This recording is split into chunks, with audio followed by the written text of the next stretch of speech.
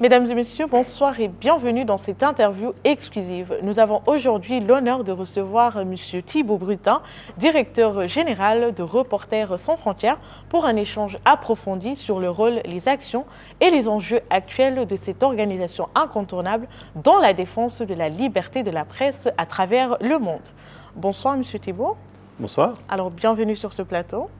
Merci de me recevoir. Je vous en prie. Votre organisation Reporters sans frontières est l'un des principaux baromètres mondiaux en matière de liberté de la presse.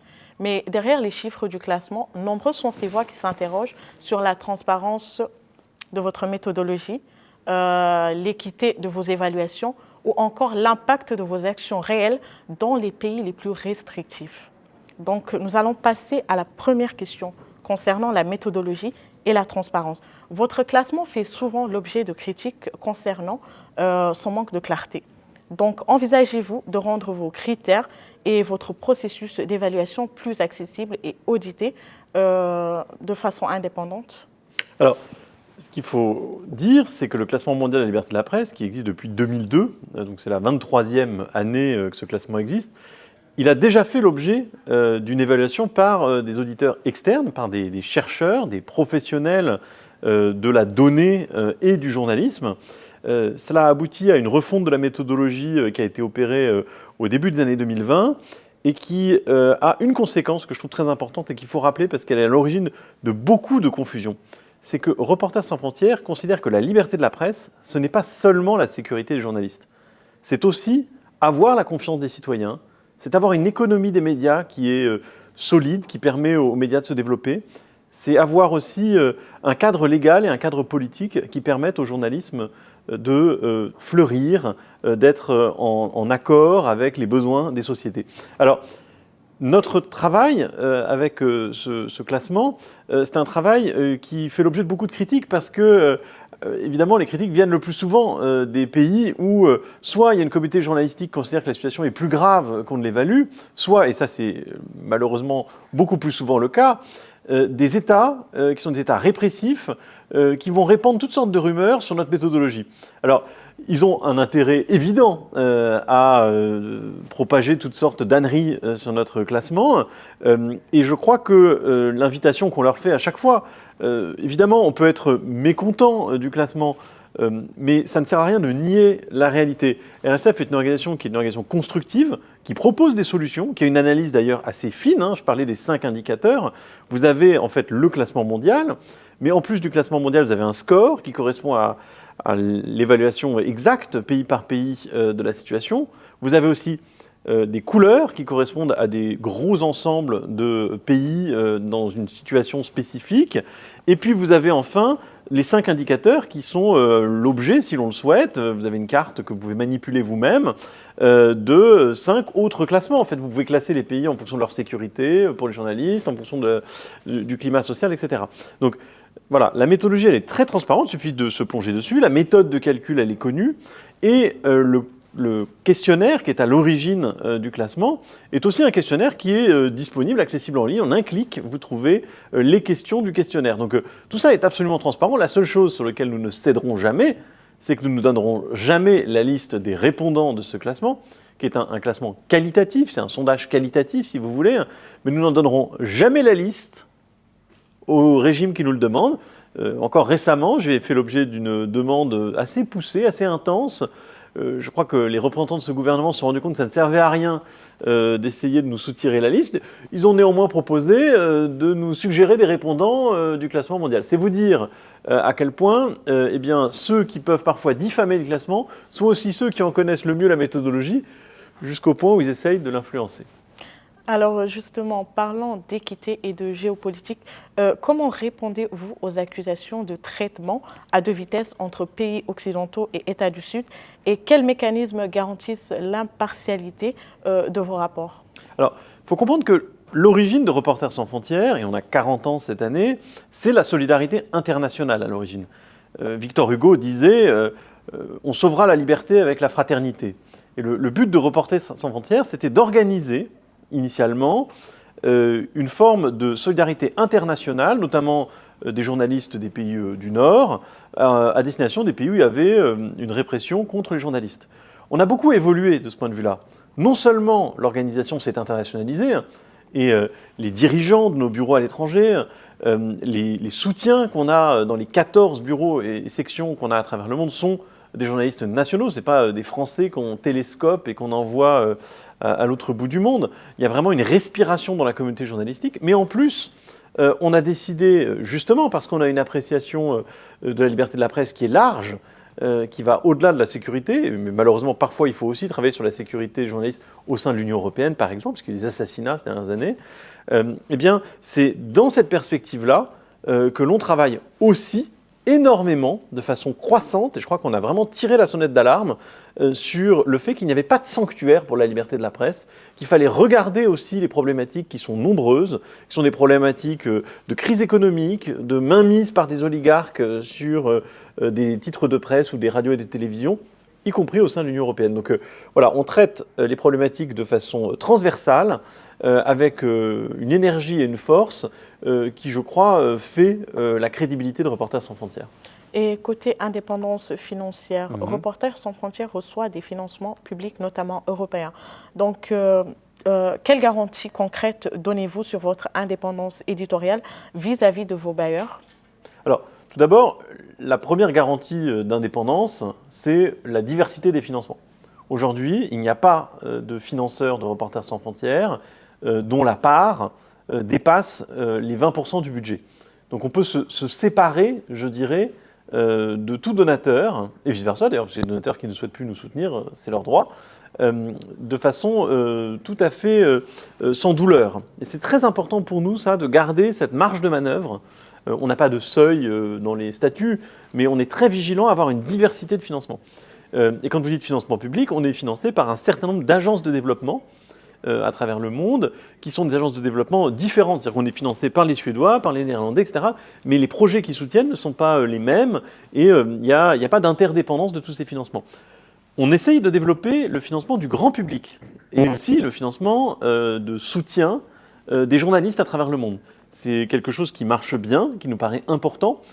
Parce que, évidemment, dans cet élan de solidarité dont je parlais, les journalistes ont un rôle à jouer, mais aussi les citoyens. Parce qu'au fond, ce qui se joue, c'est bien sûr la liberté des journalistes, c'est leur capacité d'action, mais c'est aussi le droit des citoyens à l'information. Et je crois que ça, c'est un virage qu'on a pris, que le grand public, à travers le monde, comprend de mieux en mieux.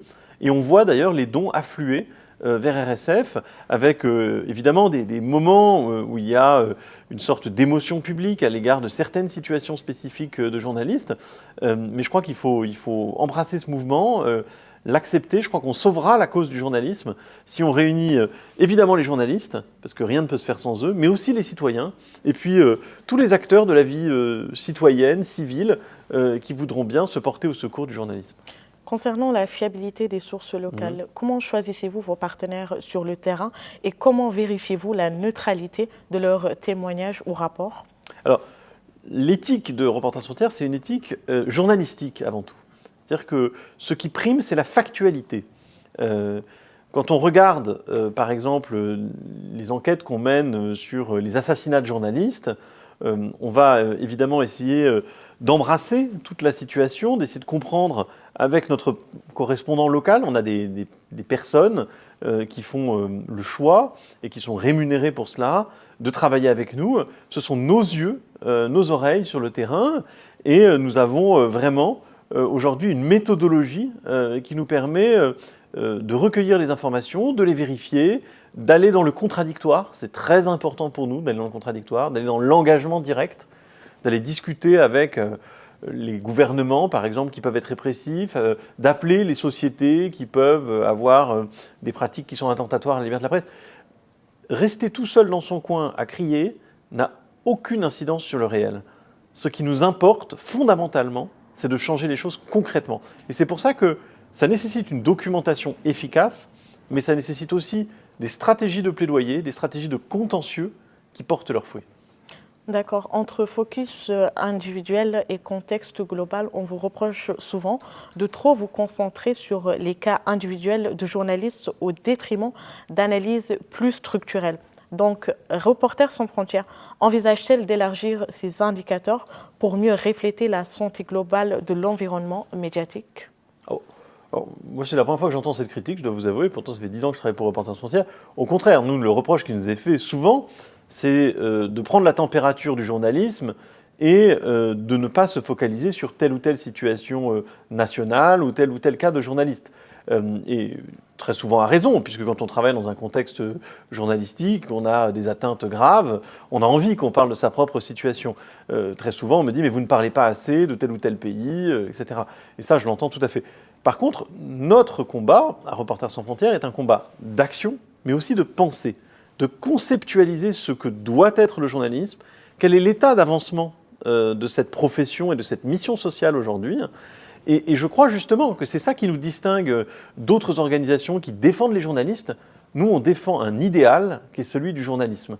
Si vous voulez, je disais à plusieurs interlocuteurs ici, nous sommes les représentants d'un pays qui n'existe peut-être pas, qui est la presse libre, plurielle et indépendante. Ça n'arrive pas tous les jours, ça ne se produit pas partout tout le temps, mais cet idéal, on veut le faire vivre et on sait que des journalistes, à travers le monde, y croient. Ils se battent au quotidien pour en faire l'expression. Et c'est ça qui nous intéresse. C'est cette communauté de valeurs et cet engagement, qui est un engagement parfois périlleux, parfois précaire aussi, il faut le dire, parce que la précarité économique est une vraie question fondamentale de liberté de la presse. Eh bien, c'est cette vision-là qui nous anime. Et pour avoir cette vision, évidemment, il faut cette capacité de pensée, d'adaptation et d'évolution. Sentir les grandes tendances de la liberté de la presse. Et je crois que le sens du classement mondial, c'est de plus en plus d'aller dans cette direction-là, d'être un baromètre, un indicateur, une mesure sur des problématiques qui sont des problématiques mondiales. Et c'est ça qui me frappe, moi, depuis que j'ai pris la direction de Reporters sans frontières il y a 1 an, c'est de voir à quel point, quand je vais au Népal ou quand je vais en Mauritanie, les problématiques sont très souvent les mêmes, alors que la conversation publique sur ces thématiques-là peuvent être cantonnées au champ national. Il y a beaucoup de problématiques, et c'est pour ça qu'on a mis l'accent cette année sur les questions économiques, qui nous paraissent des problématiques mondiales. Alors, concernant l'impact réel sur les régimes répressifs, vos alertes ont-elles une influence concrète sur les politiques des pays les plus autoritaires ou votre rôle reste-t-il avant tout symbolique ? Alors notre rôle n'est pas du tout symbolique. Moi, je ne crois pas dans la force symbolique des choses. Le plus beau symbole qu'on puisse avoir, c'est un journaliste libre. C'est un journaliste qui continue son travail. Et Reporters sans frontières n'est pas une organisation qui alerte, une organisation qui documente, parce que c'est le fondement d'une éthique de l'action. On est une organisation qui plaide et une organisation qui agit concrètement sur le terrain. Et c'est là où je voudrais dire que Reporters sans frontières n'est pas une agence de communication pour journalistes en danger. Notre but, c'est de dire les faits, d'aller voir les gens qui sont responsables, de faire évoluer les situations, et puis de venir au secours concrètement de journalistes. Je vais prendre 3 exemples. En Ukraine, quand la guerre commence à grande échelle, en 2022, qu'est-ce qu'on va faire ? On va acheter des centaines de gilets pare-balles qu'on va amener nous-mêmes en Ukraine et qu'on va distribuer nous-mêmes. Ça, c'est de la protection concrète. Il y a encore quelques semaines, j'avais le plaisir d'être à l'aéroport à Paris pour accueillir une journaliste russe dont on a contribué à coordonner l'évasion de la Fédération de Russie alors qu'elle avait à ses trousses les forces russes. Donc voilà, c'est ça concrètement ce qu'on essaie de faire. Et je prendrai un dernier exemple peut-être. On s'est battu pour un journaliste franco-afghan qui était détenu par les talibans pour faire en sorte qu'il puisse sortir de prison.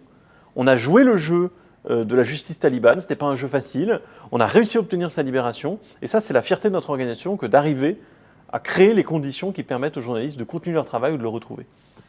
Alors, M. Thibault, c'est la fin de cette interview exclusive.